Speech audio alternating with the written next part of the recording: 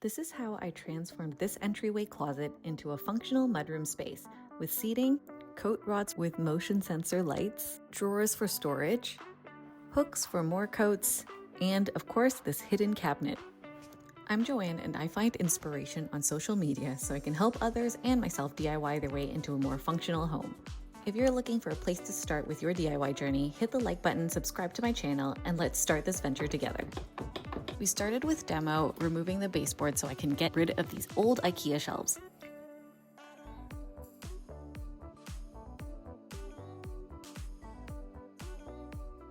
I'm sure there are people out there who are capable of removing trim flawlessly with a hammer without gouging holes in the wall, but I am not one of those people. So I use this trim remover tool, which is honestly a game changer. I gave the spot a quick clean after that, and this is what we're starting with. As you can see, there is a bit of dead space in this closet, but we'll find a way to make use of it. Using 2x4s, I cut everything to size to create the base frame of the bench. I then drilled what felt like a gajillion pocket holes to connect the pieces together. Here I dry fitted the pieces to make sure that all the pieces were the right size. After finding the studs, I then attached the pieces that were on the wall to the wall. Then I built out the frame using the pocket holes I drilled. I didn't want the bench to stick out past the door frame, so I attached the trim pieces first to make sure that everything was flush inside of the door. I used a nail gun to nail them on, but I made sure to do it on the edges that were hidden so I didn't have to fill those nail holes later. I built out the rest of the frame and made sure that there were enough supports on the top to support the bench. I also made sure that the two drawer openings were even and that those 2x4s were in line so I don't have any complications later when I install the drawer slides. Here I also dry fit a single bench piece just to make sure everything looks proper. Next it was time to build the cabinet frames. I also used 2x4s cut to size and drilled pocket holes, but this time I built the frame before bringing them inside. This is where a corner clamp also really came in the clutch. Once the frames were put together, I tried them in the closet and placed a piece of board on top to make sure everything was level. Before I could install the cabinet frame, I had to install the bench planks, which means I had to sand and stain them to get them ready. I sanded each of the pieces very thoroughly, first with 80 grit, then 120, then 220. I made sure to wipe down all the sawdust in between sands as well. Key thing to note here is to always wood condition your pine. Otherwise, you could end up with a very blotchy stain. I tested a bunch of stain combinations on one of the boards to find a stain I liked. To get the light walnutty color that I ended up with, I started with 2 whitewashes to really get rid of the yellow tones of the pine.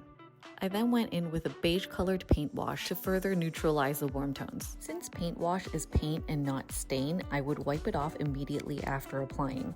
Then allow the board to completely dry before going on to the next step. I used a brown walnut gel stain to get it to the color that I wanted. All stains and tools I used are linked below. After everything was dry, I applied 3 coats of polyurethane matte finish to each of the boards and hand sanded with 600 grit sanding paper between each coat. This ensures a super smooth finish at the end. Once I had the bench planks in, I could then install the cabinet frame. I had hobby boards cut to size at the hardware store, and these were attached to the insides of the cabinet frames. I dry fit the cabinet trim to make sure everything was the right size. After figuring out how high I want each of the shelves to be, I cut and added scrap wood as shelf supports to each side of the cabinet. Then I placed each of the cabinet shelves into the cabinet to make sure everything fit. The cabinet doors were made from plywood and beadboard, stuck together using construction adhesive. Before attaching the beadboard, I measured out where I wanted the hinges on each of the doors. The hinges and the hinge jig are all linked below as well. Did I mean to drill a hole through the door? No, but we'll fix that. I then brought the door in to measure out where the hinge needed to be inside the cabinet. Once I had that marked, I installed the cabinet side of the hinge.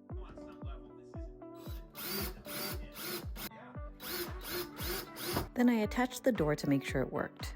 As you can see here, I only have 3 hinges, but because I was adding beadboard and swivel hooks for coats, I ended up adding 2 more hinges to each door to accommodate the extra weight. But at this point, I was just happy that the doors opened and closed properly.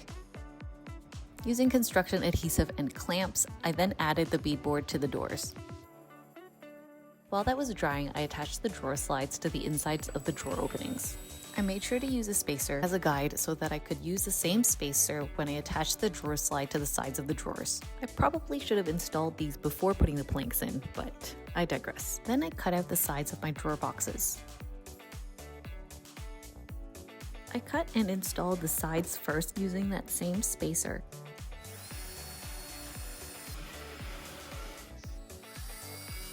I do this so that I can more accurately remeasure the drawer box width before cutting the remaining pieces.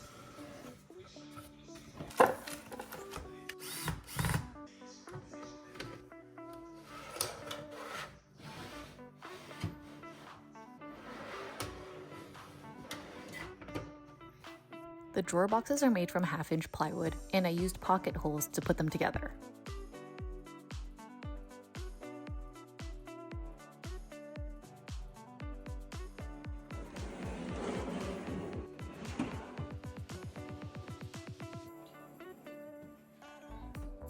I also cut the drawer fronts out of 1/2-inch plywood and wood glued 3-inch wide poplar hobby boards to the front to create the shaker style design. I filled the corner areas with wood filler before I edge banded the sides so everything would look like a single piece.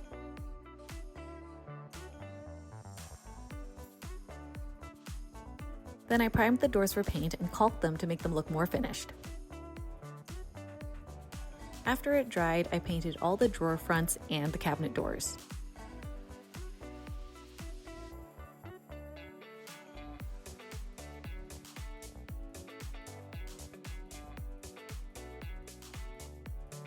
I attached the drawer trim and filled all the holes and gaps before sanding it down and painting those as well.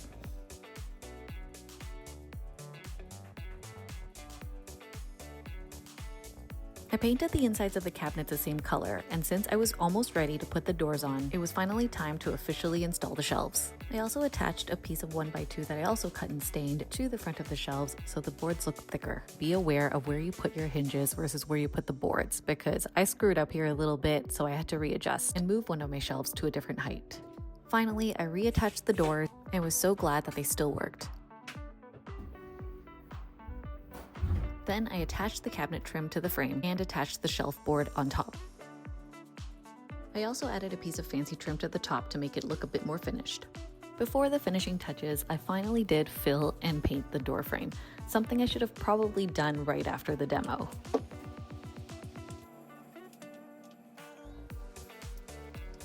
Using my drill bit box as a makeshift stand, I attached my drawer fronts to the drawers, making sure that everything was level. Then I measured and attached the hardware. Finally, I primed and painted all the trim along with any touch-ups that were required.